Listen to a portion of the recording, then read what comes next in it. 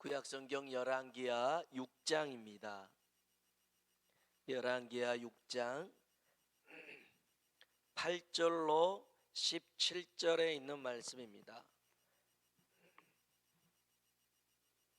열왕기하 6장 8절로 17절에 있는 말씀을 우리 한 절씩 한번 교독하겠습니다. 제가 먼저 8절 읽습니다. 그때 아람 왕이 이스라엘과 더불어 싸우며 그의 신복들과 의논하여 이르기를 우리가 아무데 진을 치리라 하였더니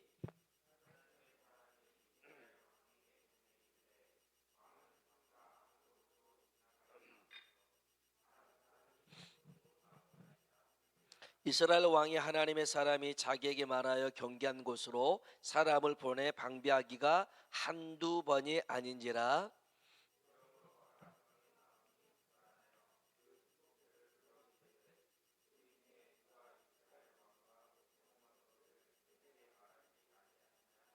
그 신복 중에 한 사람이 이르되 우리 주 왕이여 아니로소이다. 오직 이스라엘 선지자 엘리사가 왕의 침실에서 하신 말씀을 이스라엘의 왕에게 고하나이다 하는지라.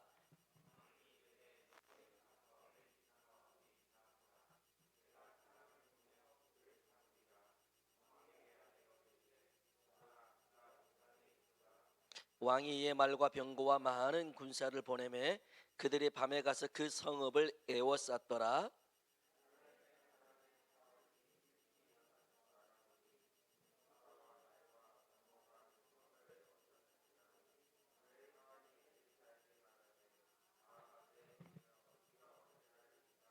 대답하되 두려워하지 말라. 우리와 함께한 자가 그들과 함께한 자보다 많으니라 하고 기도하여 이르되 여호와여 원하건대 그의 눈을 열어서 보게 하옵소서 하니 여심에 그가 보니 불말과 불병거가 산에 가득하여 엘리사를 둘렀더라. 아멘. 아멘. 오늘 저녁 여러분이 예배 자리에 오기 전까지 우리가 염려하고 근심하는 것들을 받으라면 오늘 우리의 믿음의 눈이 떠져서 우리와 함께 하신 하나님을 보고 이제 평안하시길 주의 이름으로 축원합니다. 아멘. 지난 수요일 날 9일 날이죠. 대통령 선거가 있었는데 어떻습니까? 여러분이 투표한 사람이 당선됐습니까? 아니면 낙선됐습니까? 이 선거 결과에 따른 후유증들이 이제 뭐 정치권에만 있는 게 아니더라고요. 어떤 사람은 이제 인터넷 끊을 거야, 나 밖에 안 나갈 거야, 이렇게 말하는 사람도 있고요. 또 어떤 사람은 이젠 달라지겠지, 이제 살만 나겠지, 기대하는 사람도 있더라고요. 근데 지금 우리가 해야 될 일이 하나 있어요. 그리스도인들이 기억해야 되는 말씀 중에 하나는 로마서 13장 1절에 보면요, 각 사람은 위에 있는 권세들에게 복종하라. 권세는 하나님으로부터 나지 않음이 없나니 모든 권세는 다 하나님께서 정하신 바라. 아멘. 내가 원한 사람이 당선이 됐든 내가 원치 않는 사람이 당선이 됐든 중요한 것은요, 위에 있는 모든 권세는 하나님이 정하신 바라는 거죠. 하나님이 허락하셨기 때문에 되어진 일이라는 것입니다. 그래서 우리는요, 그 모든 일에 여기 보니까 그 권세들에게 복종해라. 또 디모데전서 2장 1절로 2절에 보면 왕과 지도자들을 위해서 기도해라. 내가 원하는 사람만이 아니라 원치 않는 사람이 왕이라 할지라도, 그런 리더를 할지라도 그들을 위해서 기도해야 되는 이유는 분명하게 얘기합니다. 우리의 경건한 삶을 위해서, 믿음 생활을 잘할 수 있도록 기도하라는 것입니다. 할렐루야.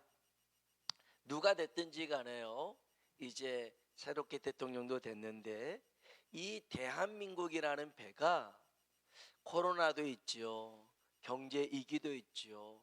여러 북한과의 그런 위협도 있고 많은 이런 풍랑이 있는데 잘 뚫고 나아갈 수 있도록 우리 모두가 함께 기도하시길 주님의 이름으로 축원합니다. 저희 동네 이제 그 장안동에요. 거기 이제 임시 선별 진료소가 있습니다. 코로나 검사하는 데가 있는데 정말 저도 거기 몇 번 서서 검사를 했거든요. 많을 때는 2시간 반도 기다렸기도 하고 막 그랬는데 그게 이제 거기서 기다리다 보면 사람들이 군데군데 모여 있는 데가 있어요. 장기를 두고 바둑을 두는데 사람들이 막 거기서 구경하면서 있어요. 근데 거기서 가끔 소리치면서요 싸움이 일어납니다. 싸움이 일어나는 것은 딱 한 경우더라고요. 훈수 두는 사람 있잖아요. 그 두 사람은 괜찮은데 옆에서 아니요 아니요 그 말을 그쪽으로 올릴게 이쪽으로 올려. 아 그래갖고 싸움이 나더라고요. 근데 훈수 두는 게 참 재밌긴 재밌나 봐요. 우리가요 여러분 누군가가 내 생각을 알고 있어요. 내 계획을 알고 있어요. 그럼 여러분 기분이 어떨 것 같아요? 내가 지난 일들, 내가 옛날에 했던 일들을 누군가가 다 알고 있다. 그것만 해도 굉장히 기분 나쁘고 불쾌할 수 있잖아요. 어젯밤 일을 누가 알고 있는 거죠? 나는 지난 여름에 네가 있었던 일들을 알고 있어. 얼마나 섬찟하겠어요. 그런데 지난 일만이 아니라 지금 내 생각을, 내 계획을 알고 있을 뿐만 아니라 그걸 방해하고 나에게 실패하게 해서 손해를 미친다. 아까 장기를 이렇게 두는데 바둑을 이렇게 두는데 옆에서 다 이긴 판을 훈수도 가지고 못 이기게 하면 화딱지 나잖아요. 우리도 마찬가지입니다. 나의 지난 일을 아는 것도 기분 나쁜 일이지만 현재 일을 알고 있을 뿐만 아니라 이 현재에 내가 뭔 일을 하려고 하는데 사사건건 틀어서 방해를 한다면 이건 정말 미칠 일이죠. 오늘 우리가 읽었던 얘기가 그런 얘기입니다. 아람이라는 나라와 이스라엘이 전쟁을 일으키려고 합니다. 특별히 이 아람 왕이 싸움을 앞에 두고 신하들과 회의를 합니다. 그래서 이스라엘 왕이 지나가는 그곳에 매복을 두자. 그래서 이스라엘 왕을 기습 공격하자 하고선 회의를 끝내고 거기에 군사를 딱 보내놓잖아요. 그러면 엘리사가 그걸 어떻게 알고선 이스라엘 왕에게 그럽니다. 왕이요 요번에 중량교로 가지 마세요. 요번에 중량교 넘어가지 말고 그냥 장안교로 넘어가세요. 이런 거예요. 중량교에 매복해 놨는데 근데 이게 한두 번이 아니에요.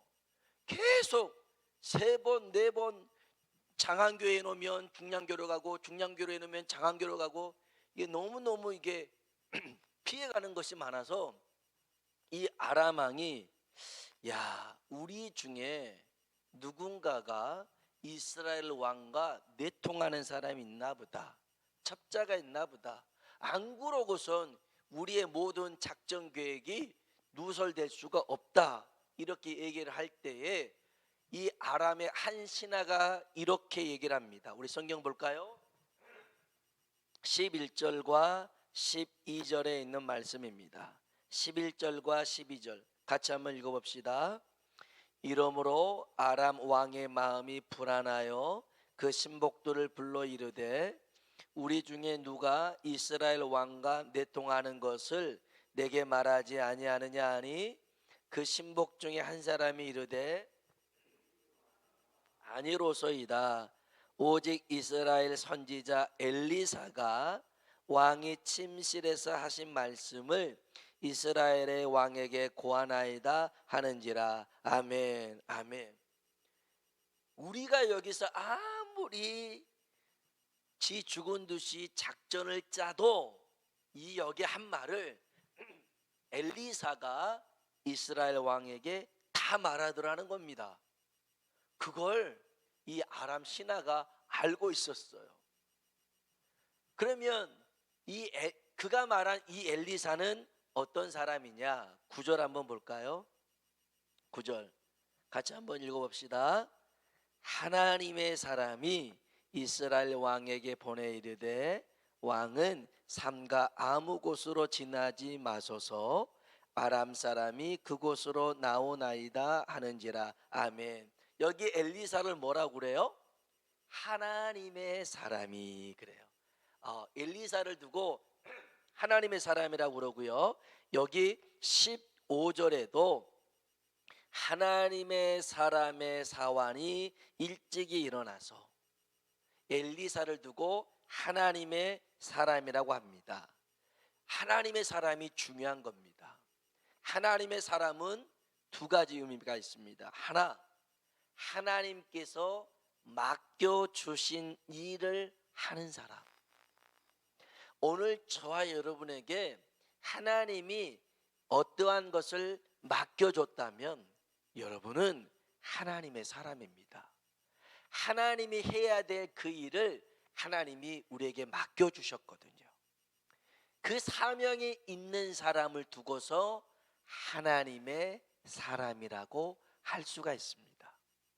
또 하나는요, 이게 중요한데요, 하나님의 사람이라고 하는 것, 하나님의 일만 하는 게 아니라 그 일을 할 때에 하나님과 함께하는 사람, 하나님과 동행하는 사람, 그 사람이 하나님의 사람입니다. 오늘 저와 여러분이 하나님의 사람 되길 주의 이름으로 축복합니다. 하나님이 맡겨주신 일을 할 뿐만 아니라 그 일을 누구와 함께요? 하나님과 함께하는 것입니다.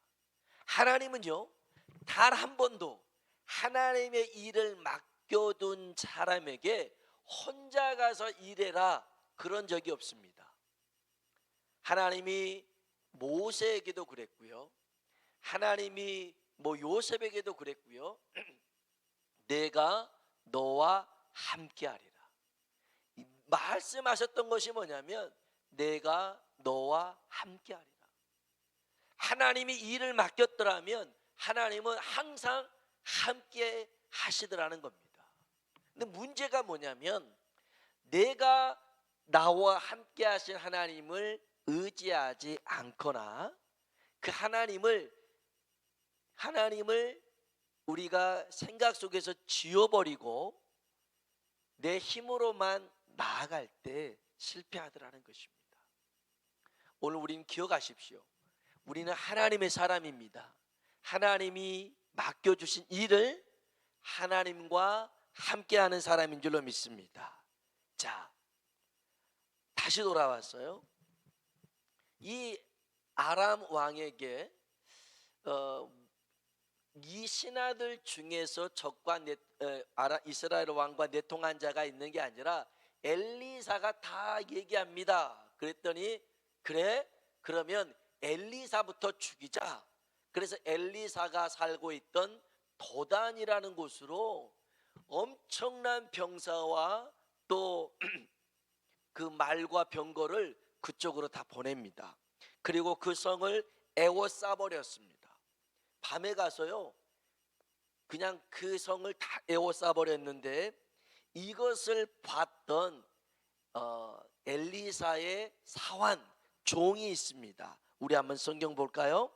자, 14절과 15절입니다.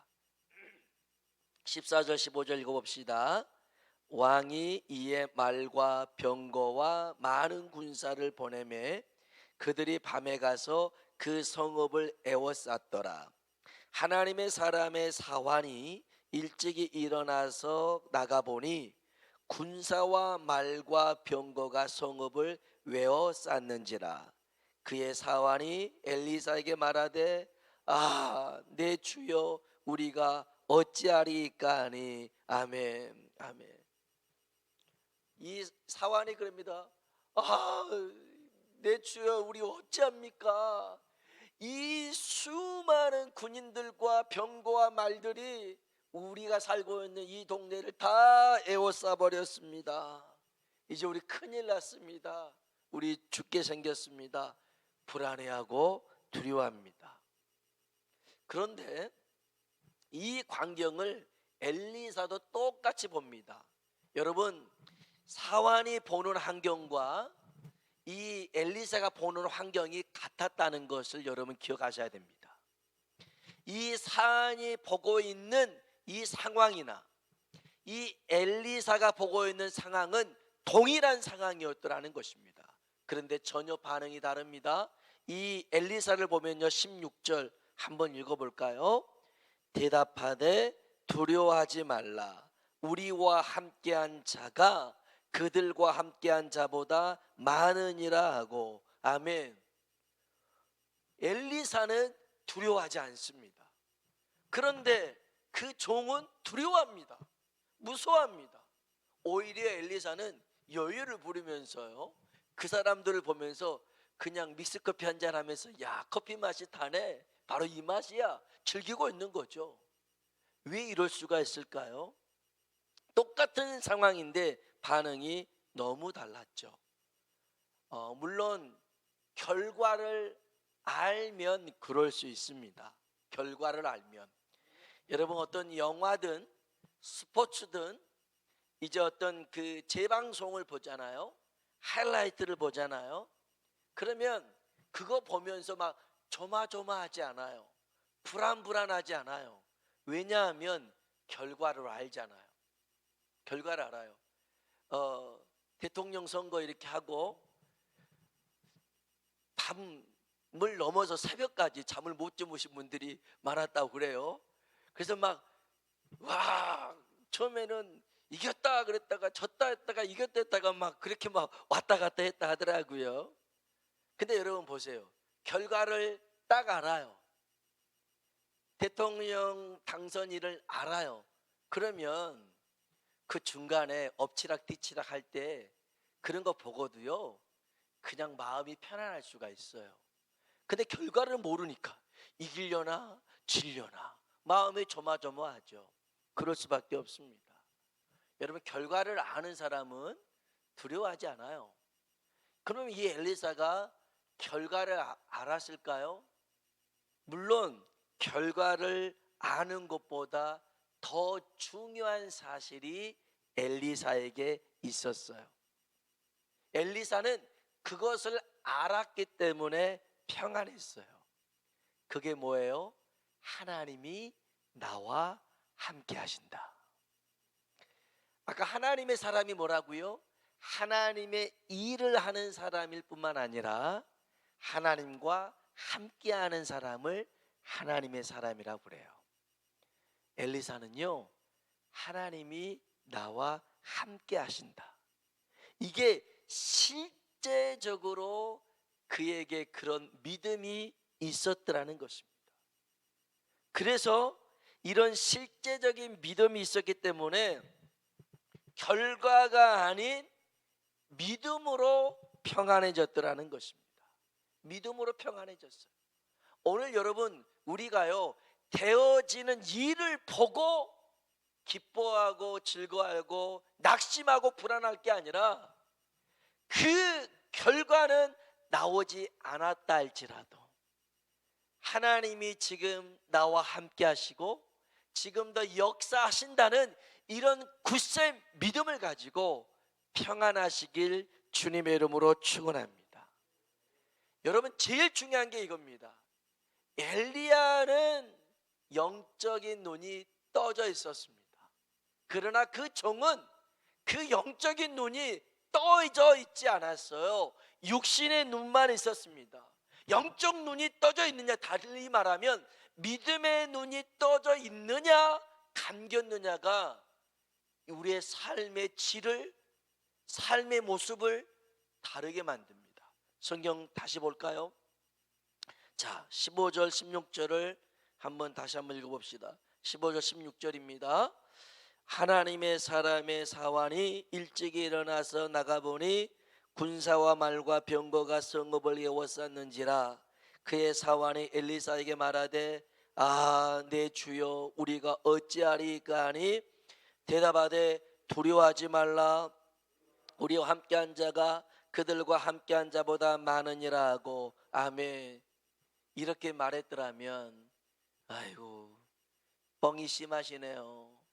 뭔 지금 우리 주변에 아무도 없는데 뭔 사람이 저들보다 많다고 세상에 뻥을 치셔도 이렇게 뻥을 치십니까? 할 건데 그 다음에 17절에 보면 엘리사가요 기도합니다. 뭐라고요? 하나님 저 종의 눈을 떠 주십시오.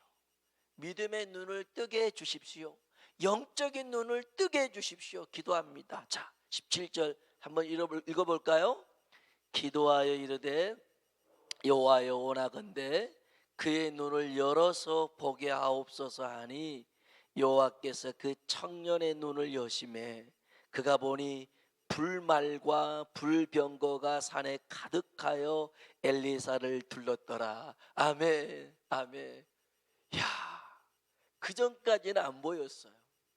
근데 엘리사가 기도하니까 이 종의 눈이 떠져 보니 세상에 엘리사 그 주변에 불병거가, 여러분 불말 불병거가 뭡니까?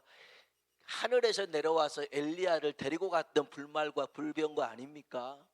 지금 그 수없이 많은 그런 불말과 불병거가 엘리사 옆에 있다라고 하는 것은 하나님이 함께 하시고 하나님의 능력이 함께 하신다는 거겠죠. 그걸 엘리사는 보고 있었어요. 그런데 종은 못 봤습니다. 못 보니까 지금 나와 함께 하실 하나님을 못 보니까 뭐만 봐요? 문제만 크게 봅니다. 닥쳐진 상황만 크게 해석하고 있습니다. 아닙니다. 오늘 저와 여러분에게 믿음의 눈이 떠지길 주의 이름으로 축원합니다. 그래야 진짜로 나와 함께 하신 하나님이 실제가 되고 그 하나님이 내게 능력이 되고 그 하나님이 내 삶을 바꾸는 그런 기적이 연출될 줄로 믿습니다. 우리의 눈이 열어지는 게 중요합니다. 이게 안 열어지잖아요. 그러면 발람 선지자처럼 자기가 지금 가고 있는 그 길에 하나님의 사자가 나타나서 죽이려고 해도 그걸 못 봅니다. 못 봅니다. 근데 하나님이 은혜를 주시니까 나귀 입을 열어서 이런 미련한 인간아 좀 눈 좀 떠! 눈 좀 떠! 저 봐. 그러고 보니까 그제서야 보인 거예요. 하나님이요 믿음의 사람들이 자꾸만 그 하나님을 바라보지 못하고 세상을 바라보고 문제만 바라보고 있을 때 하나님이 답답하시면 믿지 않는 주변의 사람들을 들어서요, 야 너 집사라며 너 권사라며 기도 좀 해, 맨날 죽겠나 하지 말고 너 목사니까 기도하면 되잖아, 이런 말을 하게 하셔요. 하게 하십니다. 나귀 입을 여셨던 하나님이요 우리 주변을 열어서 그렇게도 역사하십니다. 오늘 저와 여러분이 믿음의 눈을 뜨시길 주님의 이름으로 축원합니다. 우리의 그 눈이 가려지면 하나님을 볼 수가 없고요, 하나님의 계획을 알 수도 없어요. 그래서 우리의 믿음의 눈이 떠져야 되는데 우리의 믿음의 눈을 뜨게 하신 분, 그분이 우리 주님이시고 성령님이신 줄로 믿습니다. 바울, 그 전에 사울이죠. 사울, 그가 예수 믿는 사람들을 잡아 감옥에 가두려고 대제사장에게 공문서를 가지고 다메섹까지 갑니다. 그 열정이 얼마나 대단했는지 몰라요. 근데 가는 길에 부활하신 예수님 만납니다. 그리고 난 다음에 그가 어떻게 됩니까? 눈이 멀어져 버렸습니다. 그때 다메섹에 살고 있었던 아나니아라는 선지자를 통해서 하나님이 그에게 성령으로 역사하셔서 이 사울에게 안수하니까 이 사울 눈에서 비늘 같은 것들이 벗겨져서 그가 보게 되었더라는 것입니다. 이제까지 사울은 잘못 보고 살았더라는 겁니다. 자기는 제대로 보고 산다고 했는데 엉뚱하게 자꾸만 자기 눈앞에 있어가지고 진실과 거짓도 구별 못하고 살았더라는 것입니다. 오늘 우리 눈에요, 이 비늘 같은 것, 세상이 좋아 보이고 세상이 사랑스러워 보이고 이 세상의 것이 전부인 것처럼 보였던 이것이 벗겨지고 오늘 밝은 눈이 되어서 마치 땅 속에 숨겨진 그 밭에 감추어진 보화를 발견할 수 있는 믿음의 눈이 있길 주의 이름으로 축원합니다. 보화를 발견해도 이게 보화인 줄 모르면 그냥 묻어버리는 거예요. 근데 보화의 가치를 발견할 때에 그 밭을 살 수가 있는 거죠. 오늘 우리의 눈을 주의 성령님께서 뜨게 하시는 이 밤 되길 주의 이름으로 축원합니다. 좀 알았으면 좋겠어요. 하나님이 우리와 함께 하신다 했잖아요. 우리는 하나님 사람들이라 했잖아요. 그래서 이제 내 주변에 계신 하나님이 얼마나 우리 가운데 함께 하시고 그 능력의 팔로 우리를 붙들고 계시는지 좀 아시고 염려하지 않고 두려워하지 않길 주님의 이름으로 축원합니다. 우리 같이 한번 찬양을 불러봅시다. 정말 오래된 복음성가인데요, 그런데 참 이 찬양 부를 때마다 너무 좋은 것 같아요. 우리 실로암이라는 찬양입니다.